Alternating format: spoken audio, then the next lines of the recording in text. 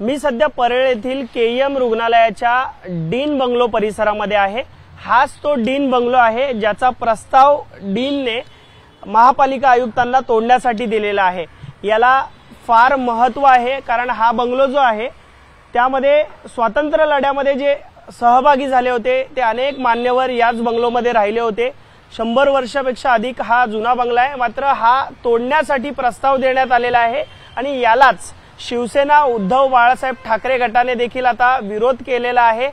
काय आहे या नक्की बंगल्याचा इतिहास, का शिवसेना याला विरोध करते, या संदर्भात बोलण्यासाठी माझ्याबरोबर माजी नगरसेवक सचिन पडवळ आहेत। पडवळ सर, सध्या हा बंगला तोडण्यासाठी प्रस्ताव आहे अशी माहिती मिळते, काय नक्की तुम्हाला माहिती मिळते आणि तुमचा नक्की विरोध कशाला आहे? आज तुम्ही त्या डीन बंगल्याचा उल्लेख केलात, हा ऐतिहासिक असा डीन बंगला आहे आणि आजही ज्या आत्ताच्या डीन आहेत मॅडम, ज्या केएम प्रशासनाचं काम सांभाळत आहेत, त्या ऑलरेडी इथे राहत आहेत। त्याच्या बाजूला एडी बंगलो आहे, त्या ठिकाणी सिनियर डॉक्टर्स जे आहेत एचओडी केएम हॉस्पिटलमधील ते काही डॉक्टर त्या ठिकाणी राहत आहेत आणि ही डीन बंगला म्हणजे ऐतिहासिक प्रॉपर्टी आहे। म्हणजे ज्या काही ब्रिटिशकालीन प्रॉपर्टी आपण म्हणतो या परळमध्ये आहेत त्यातली एक। आता ह्याचा इतिहास सांगायचा म्हटला तर 1942 साली ज्यावेळेला स्वतंत्र लढ्याचं आंदोलन चालू होतं त्यावेळेला त्या ठिकाणी तत्कालीन जे डीन होते केईएमचे जीवराज मेहता, त्यांचं वास्तव्य ह्याच डीन बंगल्यात होतं आणि त्यांचं वास्तव्य असताना स्वतंत्र लढ्याचं जेव्हा हाक दिली गेली त्यावेळेला महात्मा गांधी असू दे, स्वतः आपलं वल्लभभाई पटेल असू दे, यांच्याशी ते कनेक्टेड होते आणि काही बैठका देखील स्वतंत्र लढ्याच्या ह्या डीन बंगल्यामध्ये गुपित रीतीने झाल्या आणि त्यावेळेला ब्रिटिशांना ही गोष्ट कळल्यानंतर त्यांना ह्याच डीन बंगल्यामधून अटक केली गेली आणि डीन बंगल्याकडून अटक केल्यानंतर 2 वर्ष त्यांनी कारावास भोगला, देशासाठी कारावास भोगला। देशाने स्वातंत्र्य मिळवलं आणि स्वातंत्र्य मिळवल्यानंतर मात्र भारत सरकारने त्यांनी केलेल्या स्वातंत्र्य लढ्याचा इतिहास ध्यानात ठेवून स्वतंत्र गुजरात राज्याचं पहिले मुख्यमंत्री म्हणून त्यांना नेमलं।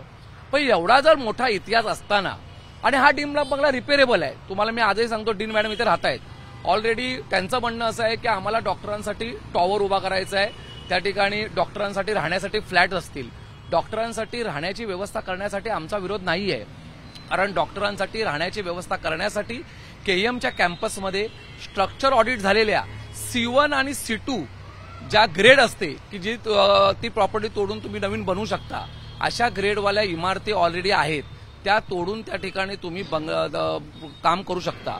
त्यानंतर जी ऑर्थोपॅडिक इमारत आहे टाटा हॉस्पिटलच्या समोर, त्या टाटा हॉस्पिटलच्या ऑर्थोपॅडिक इमारतीच्या पाठी देखील आपण बघाल तर स्टाफ क्वार्टर्स तोडून त्या ठिकाणी डॉक्टरांसाठी निवासस्थान बांधण्यासाठी प्रशासनाने प्रस्ताव देखील तयार करण्यास सांगितलं होतं। हा एवढं सगळं असताना, पर्यायी व्यवस्था असताना देखील ह्या सगळ्या इमारती तुम्ही सांगताय जिथे त्या तोडून पुन्हा एकदा डॉक्टरांसाठी नव्या इमारती उभारल्या जाऊ शकतात, मात्र तरी देखील हा डीन बंगला देखील तोडण्याचा प्रस्ताव होतोय।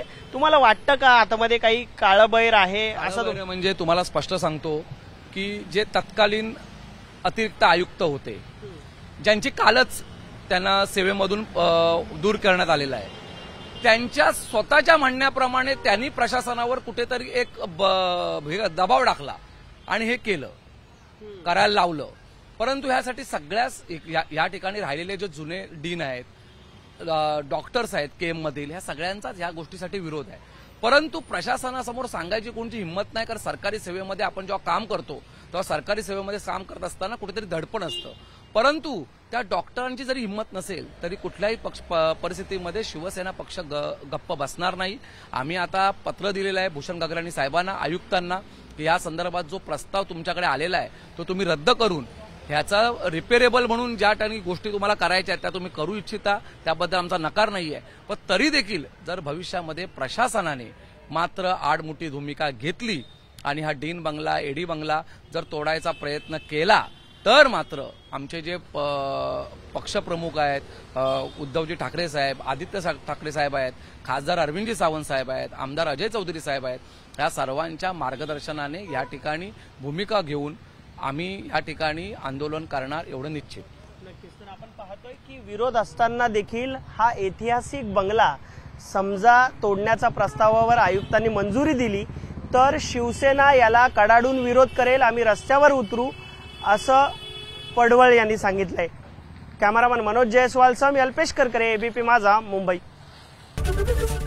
एबीपी माझा, उघडा डोळे बघा नीट.